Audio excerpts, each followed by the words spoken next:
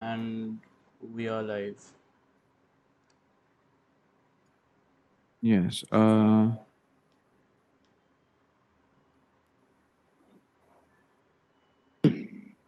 Wait.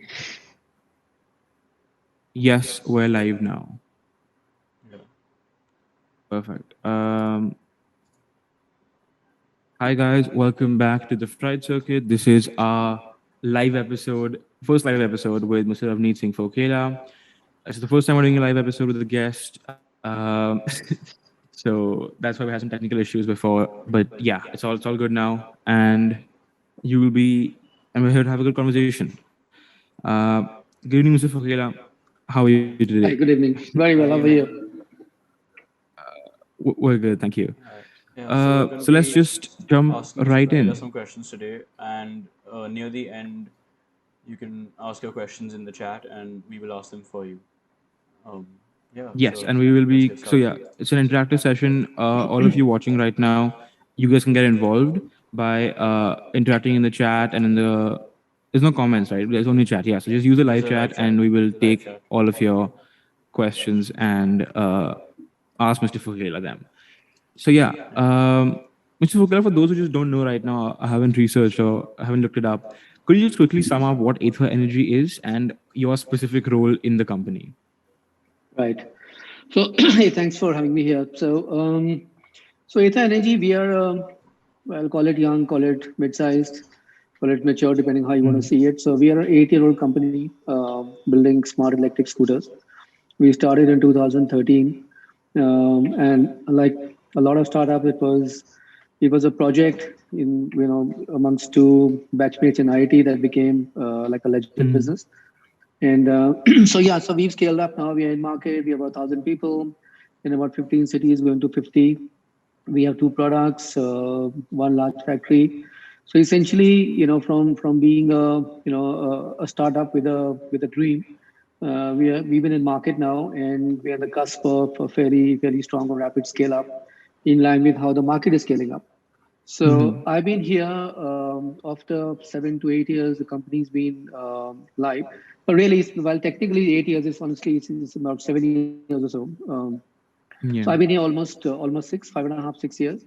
So I head up the business function at Ather, which functionally would mean marketing, sales, customer service, after sales service.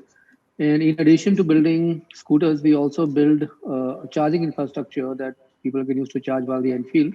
And I also look after that business for Ather. So that's really my role there. Oh, lovely. We actually love EVs on the Yeah. Fried Circuit. We actually had an episode about We it. I think covered a third electric episode. vehicles. Right. Yeah. Yeah, we covered EVs in great depth. So we are definitely very interested in everything that Aether does. Right. So yeah, let's get started now. Firstly, just like the basic question, why is it called Aether? Like, what does Aether stand for? Is it an acronym? Is it a change on a different word? What's the meaning behind Aether? Hey, sorry, is it just me or did your voice break up? Can somebody confirm? Wait, can you confirm? Or is it just my Yeah. network that's bad? I think he lagged a little. So what Saksham was asking Oh, was, okay. why is the company called Atho? Like, is it an acronym or does it mean something else? Or what is the reasoning No, behind no, no. calling it So Atho? Ather, yeah. So Ather is it has a bunch of, it's not a bunch, actually I think two or three different meanings. It's derived from Greek mythology, and the specific meaning where we draw inspiration from is well, Ather, loosely speaking, is the purest form of air that apparently the gods breathe. So Oh. if you are looking at clean air, clean environment, and a cleaner world, so really drawing inspiration from that. So that's the genesis of the word. Yeah. Oh It's wow. actually Okay. So. sorry, it was actually the technically, if you look it up, it's AETHER, Aether, the way. But as a lot of things now, so that domain name was taken, so we just dropped the E and made it Oh, Aether. okay. Oh, okay. Yeah, definitely. I found the name to be very, very interesting because I've heard ether before, haven't heard Aether, Right. and that's why I think it's a great idea. Aether energy working towards all of us breathing Aether in the future. Yeah. Uh, Just moving on from there. yeah. So your company is known for making electric scooters, right? That's your main product, and you have two models out Yeah. now. So what was the reasoning behind that? So why scooters specifically? Like what makes them unique? So I think there is, if your larger goal is to drive electrification of mobility, then you've got to recognize what's the fastest way to get there. And for that, there are a couple of ways to look at it. Right. First is just looking at what is the dominant form of transport in that particular geography. So let's say if Okay.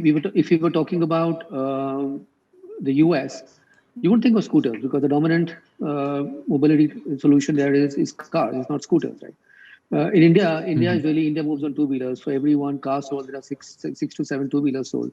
So if you have to make change, then you have to attack the biggest part of the market, and that's just brute force of numbers. So that's on just on the number side. That the case for two-wheelers is very apparent, as is the case for public transport, which we are not a part of, but that also is another vehicle class that's likely to go electric much faster than the others. The other aspect is that having narrowed down on two-wheelers, we could have also chosen motorbikes. Why not Yeah. motorbikes? Why not, why scooters, right? Because technically today, there are more motorbikes sold than there are scooters in the country. So again, a couple of reasons. One overall industry-wide, one specific to EVs. The first one is that if you look at overall trends, look at the 7, 8 last 10 years, gradually the motorcycle market is growing at a slower pace than the scooter market. So scooters are growing faster than bikes. In big cities, there's already a 50-50 split, and this is likely to become even stronger in favor of scooters. So, as a vehicle class, scooters are going to become the more dominant form of transport when it comes to two-wheelers. So it just makes sense to look at, something that's growing as opposed to something which is not growing at as a similar pace. The other thing which is very important from an EV perspective is today we are, we are one of the things that people consider when buying vehicles is, how much range they would get, per charge, and how better the range charge, and what if you run out of charge, and a bunch of things that come with that, right? Now, a two-wheeler has only that much physical size that can accommodate and only that much size of battery.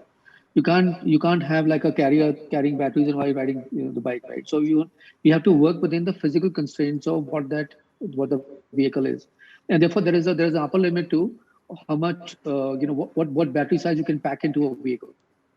Yeah. Now, if that's a constraint, then you start looking at the usage behavior. Scooters, unlike motorbikes, are a more utilitarian ride, right? So basically, people, people ride it to office, back, getting around, etc. You don't want Sunday morning rides and leisure rides, Lonavala, a bunch of places. You don't do that on scooters, Right. right?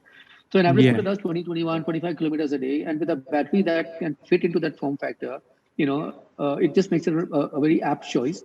If you have to do bikes, especially if you have to do performance bikes, you need bikes that can rip like 100 miles an hour, that can do 200 kilometers, and that's really a different game. And in today's context, if you have to build that bike, that'll come at the cost of a super bike, which clearly doesn't have enough numbers, right? So, like I said, Yeah. one is a overall Yeah. scooter industry perspective, and second is a EV perspective that makes the choice for scooters fairly evident. Yeah, I totally get that because like you obviously want to attack the fastest growing segment and try to convert that as soon as possible. Yeah. A different, so I think the most obvious when you think of EVs that comes to mind is Tesla, and the car that they started off with was the Roadster, the original Roadster, which was a high performance electric sports car. So would Ather look at making like let's say a high performance version of a bike, let's say, or something similar to that? Maybe just for the marketing, just to prove how far electric technology can actually go and how it can compete with ICE cars. Actually, not because you want to copy the Tesla model, but that's pretty much what we've done in context of scooters, right? Because there is nothing called an absolute performance. It's contextual to whether you're talking about cars or bikes or buses or whatever else, right? So which is what we've Definitely. done, and not and simply grew from the bottom. It always starts from the top. You have to get a really high performance, really sexy product, which is aspirational. Early adopters adopt it. They drive the market. They evangelize. Then the people follow, and that's the mantra for pretty much every category. Whether you look at cars, whether you look at move to smartphones, digital cameras, any which way you see it, right? Flat screen TVs.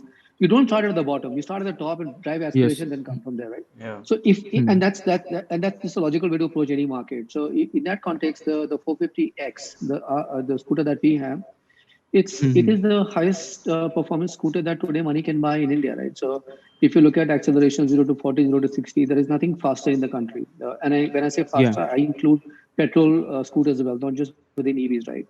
So it rides like a motorbike. In fact, it beats a lot of 150, 200cc motorbikes in a drag race. So it's a performance product.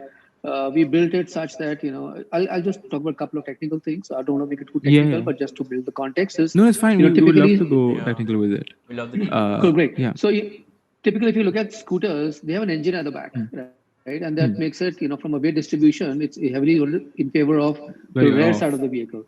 Plus, there's a slightly offset, right? It's not in the middle. So, you can't really rip the vehicle there because, the center of gravity is a little offset and, it's also not balanced and all that. So, we built it. I'll tell you what happened. Yeah. So our designers, the product guys, they're all bikers. They all ran fancy bikes and all that. We wanted to build a bike. And so us business guys beat them down saying, hey, listen, you can't build a bike. So fine. Like, I'll give you a scooter, but I'll build a bike.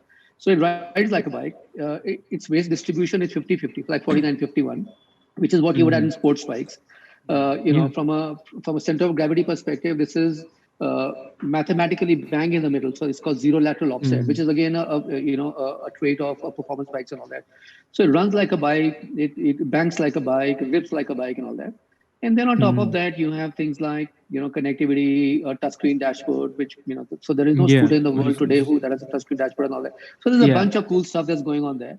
And the point I was making is that we also chose to build a vehicle which you desire, not what you need, but vehicle that you desire, and which is what drives any market, and which is what is driving the growth of our business at this point in time. Yeah. Okay, yeah. That makes a lot of sense. So what about like a scooter racing league or like an EV scooter racing stuff? Is that something that Ather does? I've seen that you guys do like meetups of all your owners that come together and at an event and they all talk and they all ride their scooters together. Is there interest in maybe starting something in India with like an EV racing this thing? So Mahindra is into EV racing with the Formula E, right? So something with maybe just the Indian market or with scooters, etc., etc. See, our focus is to really build a community, and this community is built around a shared passion for well-built products, EVs, tech-first products and all that. It's not a community built around racing and all that. So people do the cool stuff, they meet up and all that. But while it rides like a bike and accelerates like one, but that's really not the core of the product, right? It's really the proposition is slightly different. So what we try and drive very hard is a lot of peer-to-peer interaction. So what you would have seen or heard about these meetups, this is an outcome of or a small part of the community that we have. So a very large proportion of our community exists online. So about 75 to 80% of all our customers are on the Ather forum on our website, and a whole lot of cool stuff happens there. A lot of conversations, people share their interests, people share rides, people go up outside. They take long rides outside of wherever they live. There's one guy who went from Bangalore to Tirupati, somebody went to Chennai. So they post videos and all that. So a lot of cool stuff happens there. So it's more, like I said, it's more about community than about just performance. Definitely. Totally get that. You guys are a startup, and obviously startups are risky, but also, aren't just a startup, right? You're a startup in a field that wasn't really explored in India before that, right? Electric vehicles as opposed to fuel vehicles, which were the norm. So what were the biggest challenges to EV adoption in India? Coming from like a place like even where, today, what is the biggest challenge for someone choosing an Ather scooter over another scooter? Like how do you convince someone to do since that? fuel vehicles are the vast majority as of now? So I'll answer this in two parts. I'll answer this where you started with about, we are a startup and what were the challenges. I'll answer that. And then I'll answer the barriers to adoption, which exist even today. So as an early startup, one of the earlier and probably the first player to invest significantly in this, there were 2 or 3 big challenges, which today, if somebody were to start an EV startup, you won't have to face. So one is there was no supplier ecosystem. So we built the vehicle from scratch. It was literally a case of designer and product guy sitting down on a piece of paper, drawing something, saying, "Hey, let's build it. This is cool. What spec should we build? Okay, this should be top speed. This should be the range and all that." It was really, it sounds trivializing when I say that, but actually it's not. That's how it started, right? And and they're unlike a lot of players who would normally look at, hey, listen, let's see what's there in the market off the shelf, what motors are available, what batteries available, and all that. Let's try and put it together. Let's get the show off the ground, and then we'll see where it goes, right? We didn't do that. We said, what, let's build something that we really want to build, and we'll find a way to to get the parts and get suppliers and all that. So, and think of like 7 years back, a bunch of young kids, fresh, 3-4 years out of college, going to a big ass supplier and saying, "Hey, listen, yeah, like, will you build a battery for us, or will you build something else for us?" And they laugh you off, right? Saying, "Yeah, sure." 100%. Yeah. So because we're not in the position that we have a lot of money to throw, it was really a question of, so basically the people who chose to work with us were people who had some faith in the team and the vision and a larger view, and that's how bit by bit we started building what we built. So the first few years, the toughest thing was about just getting suppliers to to build stuff for you, because we don't build stuff, right? We build our own batteries, but everything else is built somewhere else. We design it, somebody else builds it, and we put it together. And this is complex stuff, right? Unlike the traditional world, where there are a lot of parts are mechanical, like in physical in nature. This is electronics. This is like a touchscreen dashboard. It's like building a tablet. It's like building a phone, right? So and nobody's built a touchscreen dashboard, for a two-wheeler. It has to, it has to withstand rain, shine, etc. Yeah. So a lot of stuff had to happen. So that was the first tough few years. And the second phase for us was just getting people here, talent. India doesn't have a very strong culture of product development from scratch. We are great at picking something up and running with it, but building something from scratch, there isn't enough ecosystem or ethos here. And this is not a reflection of Indian talent. The same guys do really well in the valley everywhere else because there's an ecosystem there. Here we don't The have that startup ecosystem doesn't right? exist as People. the infrastructure isn't there. In the not startup ecosystem, but people in hardware startups. There are tons of people. There are hundreds of people doing software startups, right? Building an app, building a platform, but a hardware, physical stuff, putting it together, right? That's where most of the smart guys move to software, and whoever's left goes, go to the US and all that. So very few people. So we had a tough time building that. And fortunately, the Actually, founders just were from IIT Madras, so they pulled in their friends and all that. About that, I Sorry, want to go take on. a quick sidebar with this. So I actually read online that only one of 300 components that are used in the scooter are imported. So essentially what you're saying is you have to set up those supply chains in India and work with the suppliers who didn't previously make this, and then get that done, right? So what advantages do you think? So why did you choose to do that over, let's say, importing from China, like what almost everyone else does? What's the advantage of building over here in India rather than importing from outside? So the reason you would always have a local supply chain. Actually, there are a bunch of reasons. Firstly, there is the aspect of cost, because if it's if it's locally, if it's co-located where you are, then you're saving on customs and logistics and a bunch of things, right? Yeah. Second is your dependency on imports.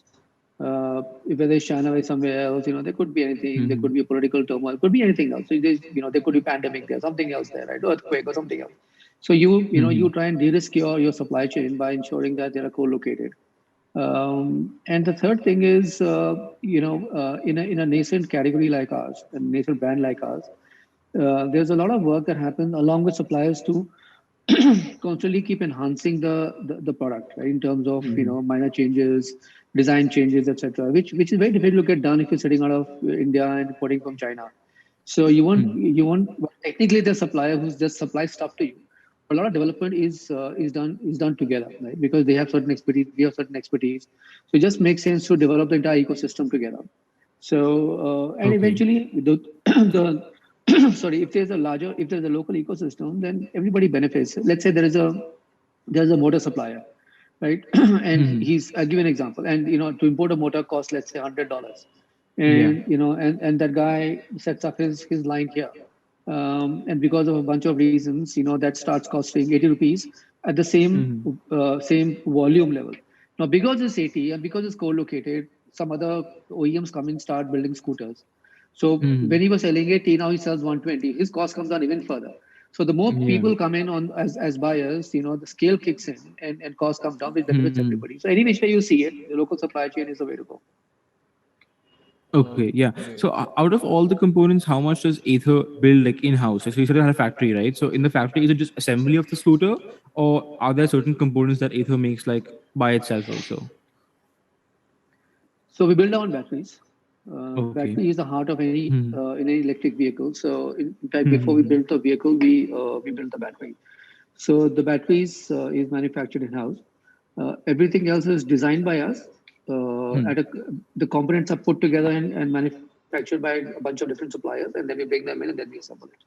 Sorry, Ved, you were saying something. I think I Hmm. interrupted you. Oh Yeah. no, yeah. I was just asking. So what role does the technology play in the safety of like EVs? Because if you look at EVs, right, they're a lot more technologically advanced when you compare them to the fuel variants of certain vehicles. And obviously, one concern that any customer will have with any product that they're buying is the safety of them, especially in a vehicle which happens to be more dangerous. So, how does like what unique technology do EVs employ to make sure that they're safe for customers? So, see, technically, you can have an EV which is not connected. When I say connected, I mean GSM connectivity, connected to Hmm. the cloud and all that. Technically, they are decoupled, but more often than not, any good EV will have some connectivity. So let's look at EVs or connected EV. Typically, what you're likely Hmm. to see as we go along, right? So the moment you have connectivity, there are a bunch of things that a bunch of use cases that become apparent very obviously. So, for Hmm. example, we have a concept of remote diagnostics and preemptive diagnostics. So, what typically happens in any vehicle is, you only get to know when, think of if you're at a vehicle or if your parents do, think of your car or something, right? You know something is wrong with the car, either when it doesn't feel right or it stops or it doesn't sound right. There's no other way to know it, right? Hmm. Yeah. But by the time you discern it, the problem has happened already. Uh, Yeah. but because our systems are connected, before as a rider, something's going to go wrong. You can predict when it will go wrong. For example, you can say, you know what, I there's a change in the current that I'm picking up from your vehicle. Hmm. Given my data, it would mean it's likely that your ball bearings are going to run out in about 500 kilometers, right? So, hey, listen, and here is go on the app, fix a service will come and sort it out for you. Now, technically, it's not a breakdown, but what you've done is you've avoided a breakdown. You've avoided inconvenience. You've also avoided maybe it would have broken down or something when the guy was riding, and that could have been dangerous. So there are things you do from a technology side that preempt issues, right? The other thing is there are certain use cases which are not about prevention in terms of breakdown, but for example, we have things like accident detection. So because the Hmm. vehicle has a sensor, the moment you bang into something and you fall, the system can pick it up. Now, how you want to choose to use it, that depends on comfort. Like, some people don't want to, have that automatic something built in. I think, listen, what if I just stumble, you'll send a ping to my Hmm. parents and, they'll be like, scared shit about what happened and all that. Yeah. But technically, you can do that. You can have a system where, like, we were talking to somebody, a startup in ecosystem, where Hmm. we were discussing a use case where if you have a bang up, right, then we can define at what impact do you consider that as a bang up and what is like a regular brush. Let's say you define that, right, and there are ways to define that. So would that be The user moment that defined or would that be company defined? so we haven't reached that, but typically it'll be Hmm. based on user experience, company defined, right? Because Oh, okay. what constitutes what in your considered opinion constitutes a bang up. Now, let's say that Hmm. happens. Immediately, you can configure that one ping can go to a number that you have pre-configured. Could be a loved one, could be a parent, could be somebody else. Another ping can go to Hmm. this ambulance that will reach there even without you calling, right? Hmm. So these are use cases that you can consider, building because you have the capability. Now, the thing about these things is you have to do this carefully because you have to look at the use and abuse of all these things, or either deliberate abuse or inadvertent abuse of these things, right? So Hmm. it's pretty much where we are today. Think of mobile phone 15 years back when smartphones first came in. You knew there was a smartphone, you knew there was a touchscreen, you knew so yeah, but you didn't know where this was going. But you knew it that this is something powerful in the palm of your hand, right? You didn't know that you could, you know, in 2 clicks, you know, buy stuff, or you can move houses, and you know, you can pay money, and those things you discovered because fundamentally you had the capability. So vehicles today are the same place. You have a fundamental capability. Now, how you unravel that, how you build it, is something the industry will discover as we go along. Oh, Oh, that's very interesting. I mostly. find it very interesting because a lot of companies focus on more of the crash aspect of it. That when a crash happens, you'll be safe because of XYZ features. But it's very interesting that because of connectivity, you can actually prevent the crash from happening in the first place. Uh, it's a Yeah, very and nice approach to take. um, I didn't think of that. Yeah. Um, also earlier we were Bit of a this discussing thing how sidebar. Hardware softwares. And all that. So it was like I was on the first 20 employees of the company. It was as young as that. So it was, and much like EVs and Ether today, Nokia was at a phase where they were changing the face of mobility and telecom, right? In terms of from landlines to mobile phones and much other things and all that. So early, it's always fascinating to be in any startup, but if the startup itself is in an early stage of the entire category, then it's a very different kick, right? It's like, think of e-com today. If you joined e-com 10 years back when Flipkart was scaling up, that was a different world. Today, if you come Yeah, yeah. in, it's still exciting, but the rules are set, and it's not really, you're not building a category anymore. You're building from what's already been set. So, but then I moved to the UK for a few years with Nokia, but that was a very different experience. Um, that was really about managing scale, managing cross geographies, managing the brand, managing the business across cultures with different people. So it's a very very different large organization navigating through those very complex structures.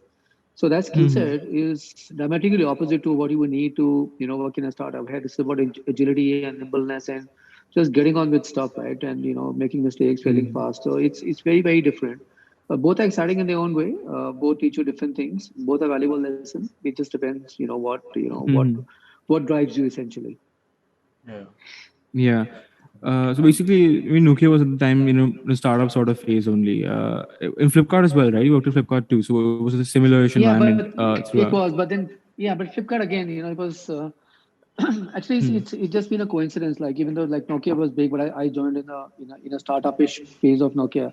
Flipkart already was very large, but I had joined them to start a new business they were entering at that point in time. So in that context, you're In still a that startup. context Like it was a again, small team in a large. yeah. So Yeah, yeah, it's so a I just startup. stumbled upon these things. I don't So know you've how it always been happened. in the same kind of, I don't know how I stumbled into it. Yeah, even if a big company, you've always been in there. I can look back and say, hey man, it was a really thought out strategy. Honestly, it was Yeah. not. It just happened the way it happened. So.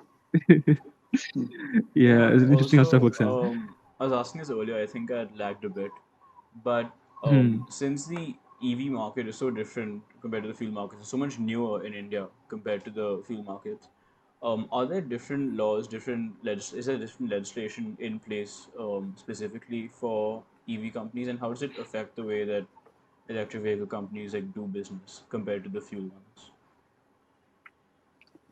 So the basic laws are not very different. Um, in terms of you should consider this like a 110, 125 cc scooter. So whatever you would require for that, you require for this as well. So whether it's registration, RTO, helmet, road tax, and a bunch of things and all that, right? So all that is similar. Obviously, there is a contextualization because there is an engine there, there is a motor here, there are the fuel norms there are the battery norms here. But for a consumer, it's pretty much the same from a vehicle and the formalities that they need to fulfill from that perspective. So regulations aren't very different from a vehicle perspective, except there are a couple of things which are not technically the vehicle, but they impact the overall vehicle experience, which is things on the charging infrastructure, because that concept doesn't exist in the petrol world. So there are norms around charging infra where you can set it up, and safety norms around that. The other thing which is different is um, the government is excuse me is very focused on driving adoption of EVs, and to that end, they understand today that building a good EV costs a certain amount of money, and if you have to sell at a price where you don't lose money, the price is very high, which is really a global phenomenon, not really limited to India. Which is why all progressive governments all over the world they provide a subsidy to customers to buy the vehicle. So if you buy, Mhm. electric vehicle today, you pay what you pay, and there is a top up money on top of that that comes from the government straight to us as OEMs. So that's Okay. different from from a petrol perspective. That really is a 2 3 year phenomenon till such time where we're able to but the costs come in control where we don't need Mhm. the help from the government from a subsidy perspective. But Mm. but I think the from a if you start looking at the direction that the government has taken, and you start joining dots, you'll realize that the push is very strong. So I mentioned to you the subsidy that the government gives. Then the Mm. state governments, they waive off registration, road tax, which is a reasonable cost that your customers have to bear. So for the most part, that's waived off. So that's a customer benefit. Then, excuse me, um, Mm. the way the petrol prices are moving. Petrol used to be 75, $80 a liter. Now it's 110, 105, depending on where you are. And Mhm. that the more expensive petrol becomes, the more viable and more attractive EVs become, right? And if you start Mhm. joining all these dots, you'll realize that the push to EVs is extremely strong, extremely thought out, and it's something that the government is very very strongly committed to. And if there is any policy that comes in the way of adoption, you will see it very Mhm. quickly addressed, right? So that's the commitment that the government has. Yeah. So throughout, you feel like the EV sector has been constantly supported by the government to make Very it much grow so. as big as possible. Very much. Very much. You Mhm. mentioned Okay. that Uh. EVs are they look especially attractive because the price of fuel is constantly rising, Mhm. and it's not rising at a small rate; it's pretty significant, and it gets extremely Mhm. expensive. So about that, obviously since electric vehicles run on electricity, that also has to come from somewhere. So Ather Energy has actually come up with the Ather Grid, right? Which provides free charging to Mhm. all Ather vehicles. So how does that really work? Like how is it set up? How widely available is it? And how do you all manage to make it free? So see the intent of the Ether grid is let me just paint a picture to to define the typical charging behavior, because it is in that context you need to see Ether grid or public infrastructure. So typically, charging for electric vehicles. Pardon my voice, I'm just have a bad throat here. Mhm. That's So right. charging for electric vehicles is usually done at home, overnight charging. That's a typical consumer behavior, which is consistent with behavior we've seen even in mature markets all over the world. Because it's the easiest thing to do. It's like mobile phone. You plug it in at night, you wake up in the morning, and it's fully charged. And every vehicle comes with its own personal charger that's set up at home. Now, Mhm. and take the case of scooters. A good scooter should give you a charge of 85, 90 kilometers, a range of 85, 90 kilometers, right? Mhm. Or more. A typically scooter does about 20, 25 kilometers a day. So you run 25 or 20, 25, 30, 35 kilometers a day. You come back home, you put it for charging. Next morning, you still have a full tank in a manner of speaking, and you still have 90 kilometers in your back pocket. So your reason to do public charging is fairly limited. So public Mhm. charging really happens, it's called opportunity charging or top-up charging, where you really top up on days where you may have run more than anticipated, or you couldn't charge at night, you had a power cut, or whatever your reason might be, right? Mhm. Which are not everyday reasons, unless you're in a delivery business or something, which is different. That's a B2B case. For an average consumer, the case for public charging is fairly limited. And even when they charge, it's top up. No, see the unlike petrol, where when you go to a fuel bunk to fill petrol up, you go and say full Mhm. tank. Nobody does full tank in electric. Nobody goes saying, hey, Mhm. listen, I have 20% charge. I want to do full charge and then I'll go. You'll go there, you'll wait for like maybe 15, 20 minutes, get about 20, 25 kilometers of range, enough to get you to your home or office or wherever you are, and then you get back to your regular Mhm. behavior, right? So that's the context. Mhm. So we have, but reality is that whether there is a limited need or whether it's a perceived need. Like in marketing, if you say, perception is reality. If a customer believes that they need public charging in order for them to buy, then whether they genuinely Mhm. believe need it or not is irrelevant. If a customer believes it, if that's a barrier to adoption, it becomes my problem to solve, right? which is why we have Yeah. public charging, right? And so EtherGrid is a public charging brand. We have about 180 or so already across a few cities. We're looking about getting about 500 in the next few months or so, and we keep Mm-hmm. expanding. Our intent is that in whichever city that you're present in, the customer should not be more than 2 kilometers away from any Ether charging point, right? And Mm-hmm. that's the Yeah. intent, that's the ambition that we have. In Bangalore, that number already sits at about 4 kilometers. So wherever you're in Bangalore city, Mm-hmm. within 4 kilometers, you'll reach some Ether charging point or the other. Right? Now, the Oh, question okay. Ved, that you asked about, how do we make it free and what's the business model? Yeah. Honestly, there can never be a business model in free. Like free is free. Like there's no business model there, right? But the reason we Yeah. do it is because in any new category you also want to drive adoption, you want to drive behavior, you wanted people to experience how seamless the experience is. Like if Mm-hmm. you're an Ether owner and if you charge the vehicle there, you just plug it in, because the vehicle is Mm-hmm. connected, the charger is connected, there is self authentication, it starts charging, and when it's done you pull it out and start riding. So there is no QR code, no OTP, no nothing at all, right? So we want people to Mm-hmm. experience the power of the seamless experience. And once there's enough awareness and understanding of that, at some point we start charging, maybe 3 months, 4 months, 5 months, who knows. But it really is a, if you guys have done business, then in the marketing world, this is sampling. We're just sampling our Mm-hmm. experience till such Yeah. time people understand what the behavior is, and what the advantage is, and then you start Mm-hmm. charging so we will charge at some point in time, not now. Mm-hmm. I think it's free to September this year, right? I think the Yeah, official like word out. this one of those things we keep saying 3 months more, 3 months more. It's been like 15 months. So yeah, let's see. Yeah, I see. But no, so okay, what's the biggest, so with the sampling, right? With the Ether Grid, what's the biggest like revelation that you guys have found out that you didn't know before about charging or like public charging? See, it was a revelation. I think it was just a validation of the hypothesis that we had.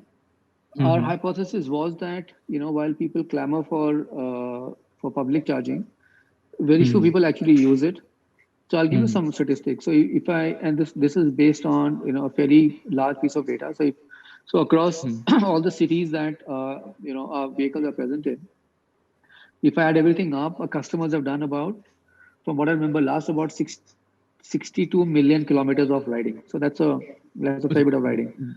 Big number, Yeah, yeah. yeah. So charging behavior is that Mm-hmm. 74% of all charging happens at home at night. The overnight charging that I mentioned you, right? Mm-hmm. 22% of charging happens in people's offices, which is similar to charging at home, because what you're doing is you're using dead time for charging. So instead of while you at home you're sleeping while it's charging, at home you're in the office and it's charging. So the concept is still the same. That dead time is used for charging. Only 4% of charging happens in public. And Mm-hmm. bear in mind, this 4% is despite the fact that we don't charge a penny. It's absolutely free. Right? Mm-hmm. Despite that, only 4%. Right? So it just validates our hypothesis that people need public infra, for peace of mind. The second hypothesis we had was that when public infra is available, Mm-hmm. people don't use it for long periods like 2 or 3 hour charging. They just charge for like 15, 20 minutes, half an hour, just to get to it they have to get to. Mm-hmm. Nobody use, like I mentioned, nobody charges the entire battery in public, because it's just a waste of time. And if Mm-hmm. that is true, then it revalidates our technology roadmap, where we committed to building faster and faster charging. So the first charger we put Mm-hmm. out, that is to charge at the rate of a kilometer a minute. So if you charge for 10 minutes, you get 10 minutes of charge. Sorry, Income, of yeah. 10 kilometers of riding, right? Mm-hmm. The next generation that we had, that we opted by 50%. So 10 minutes of charge gives you 15 kilometers of range. Yeah. Mm-hmm. And we keep going faster and faster. Next generation will become even faster, and so on and so forth. So you want to be in a Mm-hmm. situation where typically today, if a scooter rider goes into a petrol bunk and gets petrol, guy might probably spend 5 to 7, maybe 8 minutes there. By the time you go in, Yeah. stop, wait your turn, pay money, ride out, like 7, 8, 10 minutes or so, right? Typically that's what it Mm-hmm. takes. So we want to be in a position where in 10 minutes you can get about 60, 70, 80 kilometers of range, which means Yeah. from a time perspective, you've equated yourself with petrol. So honestly, then the last bastion falls there. Then there is really no even mental barriers sort of go away, right? So Yeah. that's what EtherGrid has taught us, that it has validated our hypotheses. So, how far do you think that technology is? Because definitely charging time is a big deal. It takes a long time to charge electric vehicles compared to topping up petrol in an ICE vehicle. So, how far do you see that gap being bridged between the two? Not very far. Maybe 2 years, 3 years away. It's not like a pie in the Two sky. three. It's not like, hey, yeah. Okay. See the issue. The we can do it today itself. The issue is not the ability to Mhm. do fast charging. The Okay. issue with fast charging is that when you charge super fast, Hmm. you pump in a current at a very fast pace. And what it does Hmm. is it heats the battery up. And from a battery Oh, okay. perspective, the biggest enemy of the battery and the cell is heat. The biggest enemy, right? So Hmm. if you can manage your thermals, manage in a manner that as you're pumping a lot of current and charging faster and faster, if you can find a way to manage the heat, like we can do it tomorrow Hmm. morning, because charging itself is not difficult. It's the entire, Yeah, it's the sustainability of process the of battery. heat transfer, etc. That's what buggers up the battery. And once you solve for that, and which is what we're solving for Hmm. through Yeah. liquid cooling and a bunch of other things and all that. So it's not very Yeah. far away. It's not. This is not one of those science fiction things that won't happen. Hmm. Yeah. Okay. So, also, lastly, about the Ether Grid, how can people get involved with the Ether Grid? So, that's how you can register for hosting an Ether Grid. So, what's the process for that? Like, how do you host one station of an Ether Grid? So there are two ways. Firstly, is that as we open up a city, actually we do the scouting ourselves. Hmm. The business model that we have, not a business model, is our infra model, is Hmm. that while we're looking at faster and faster charging, it still takes 10, 15, 20 minutes, right? So you want to Hmm. be in a situation where the Ethergate is put in places where customers have something to do while the vehicle gets charged. So typically we look at places like cafes, malls, cinemas, restaurants, and all that, Hmm. gyms, where you're not just twiddling a thumb as it's getting charged, right? Um, Hmm. at some point that will sort of that reach a ceiling where we'll have to look at other locations as well. Then there are certain Yeah. we've discovered in a lot of cities there are dead spots in the sense that there are no viable locations that Hmm. that tick these boxes, that hey, is it a cafe, is it a mall, and all that. Then you start looking at things like pure play parking lots and all that. It's not ideal, but at least it gives you a footprint in a location where normally you won't have any other option. So that's what we do. Hmm. However, if there is somebody who wants to get involved, somebody who wants to host us, then on the website there's an email ID that you can write to. Then our folks go there, they do the audit, they see, and in the audit you see things like what is the parking, is it clean, is the security, is it easy Hmm. access, and so on and so forth. Yeah. And if it ticks all boxes, then we just sign up. Yeah, because I was thinking, so let's just say, hypothetically, at some point, you start charging for it, right? It's not free anymore. In that scenario, would the person who's hosting it also be a part of the revenue stream? So they They take a would be. cut, I'm assuming. Yeah. They would be. So today is all it's all pro bono, right? So the guys who Hmm. host us, we don't really pay any money. We just reimburse the cost of electricity. So let's say Hmm. like for example, we work with let's say a cafe here in Bangalore. Hmm. So to say, like I'll put it up for you. I'll manage it for you. If it breaks down, it's my problem. So the certified expenses is mine. The operational cost and operational headache is mine. Hmm. You just ensure that you keep the place clean and lit up and all that. Yeah. Just make sure there Hmm. is security so that nobody vandalizes it. And Hmm. just assure me that somebody comes to charge, you won't stop them. You won't say, hey, listen, please buy coffee, then I'll make you Hmm. charge. Don't do that shit, right? So as long as Hmm. you can assure me, and then whatever electricity is consumed, we just reimburse them. Hmm. uh, and today that's easy because they also understand that we don't charge customers. Right? It's easy Yeah. for me to tell that guy, listen, dude, I'm giving it free. Right? So as long Hmm. as I'm not making money, so listen, it's okay. I mean, you just take your expense and be happy. Hmm. Tomorrow when I Hmm. start charging, he's going to say, listen, you're making money, where's Yeah. my money now? So then, so we'll, Hmm. we'll obviously we'll have a business model at that point in time. But today Hmm. we don't do that. Oh, okay. Okay. Yeah. Also, I feel like this is this is a big question. This is all anyone's talking about right now because of 2020 and Hmm. 2021.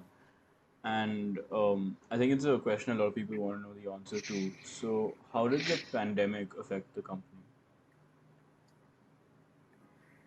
So I think we were, I'd say we were slightly more fortunate than a lot of other people in the market. From a timing perspective, when Hmm. the brunt of the wave one was really killing us. That's the stage we were in the process of transitioning our business, right? So we had the product which is the Aether 450. We were transitioning to the Aether Hmm. 450 X and Plus, which are the products that we today we sell, and those were scheduled for an August launch. And in anticipation of new products and new geographies and more volumes, we were in the process of moving our factory from Bangalore to Tamil Nadu. That was Hmm. meant to go live sometime in October. Yeah. So anyways, it was a lean period. It was a transition period for us, right? And that time we were just selling in two markets, which is Bangalore and Chennai. We weren't really in multiple cities and all that. And because we were selling limited volumes, see, shutdown means you're not selling, and therefore there's no revenue coming in. For us, we were anyway selling very low numbers because we were phasing a product out, and we were in just two cities. So our financials weren't dependent on selling because we were at that stage of our business. Today is different. Today we Hmm. sell, right? In reasonable numbers. So what the pandemic did is that two things. One is that it just pushed us out by about 2-3 months or so. What should have launched in October, August, launched in October. We should have moved to a factory around Diwali or so. We moved around Christmas. We lost over 3 months, but that's pretty much in the grand scheme of things. There's not even a problem, right? 3 months plus minus, 4 months plus Hmm. minus. It doesn't really matter so much, right? But the other thing what Yeah. it did was, funnily, is that because things were shut down, we had time on our hands and we were doing a bunch of stuff. It just allowed us to take a step back and say, you know what, like, are we being too conservative in our plans? And Hmm. like when we began the year, when we rolled out a business plan, we said that we will be in addition to the two cities that we were present in, which is Bangalore and Chennai. We said we'll add 8 more cities in this financial year, which is the year ending 31st Hmm. March 2022 till next year. We plan to do 8, but this whole Hmm. pandemic business just forced us to just rethink our plans and just rethink that, hey, listen, like, are we leaving money on the table? Is there a bigger opportunity than today we are able to recognize and all that? And Hmm. we just redid our plans. So what originally was meant to be 8 cities in the year, we already are in about live in 16 cities, and we are sitting in August now. By end Wow. of the year, we'll be in about Wow. 40. Hmm. We'll be in about 45 cities. What was 8 cities will become 45 cities, and to the Hmm. 45, we add 50 more the next year. We'll be 100 cities next year. So I think Yeah. it's been Wow. obviously COVID has hit us, all of us Hmm. individually. Everybody suffered a personal loss, but as a business, I think we were more fortunate than It most worked out people well. outside. Yeah, Yeah, guys did a yeah. lot better Hmm. than a lot of other businesses. Businesses for sure. Yeah. So we talked about government legislation with EVs and how it was being a startup in India. But you're also very unique in the way that you're not only a new startup, you're also a startup in the automotive space, right? So what was the biggest barrier of entry in the automotive space? What was something new that you learned about the automotive space that has changed, the way you guys think anymore, where you guys operate again? How's that industry affected it? I think the first thing we learn in automotive business, it's a bloody hard business. It's a really tough business. You guys are Yeah. getting into startup. If you're looking at making easy money, listen, don't start an automotive company. I can guarantee you that. Okay, so Yeah.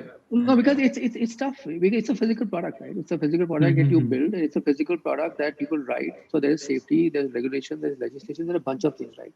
So Mm-hmm. see, automotive businesses are capital intensive businesses. It takes a lot of money, a lot of capital, a lot of time to recover money and start making money.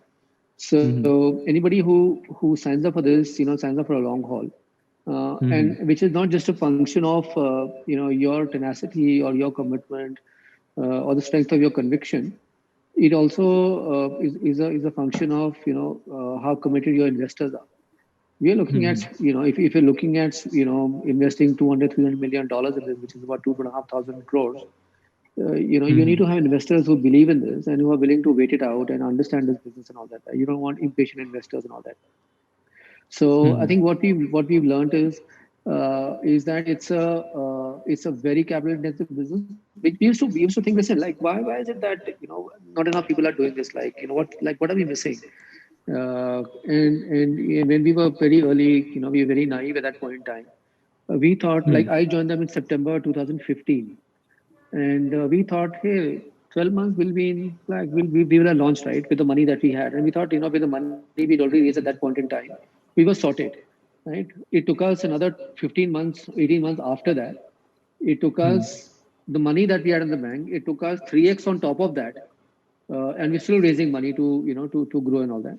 So, which is why if you just cast your eye, not just India but globally, how many new automotive companies have come up in the last 50, 60, 70 years? Very few, right? You hear Very about few, Tesla, yeah. you hear a couple of others, right? Mm-hmm. All the other ones are people who've been there for 30, 40, 50, 100 years, and they've consolidated, they've merged, but there's no new company that's coming. Very few.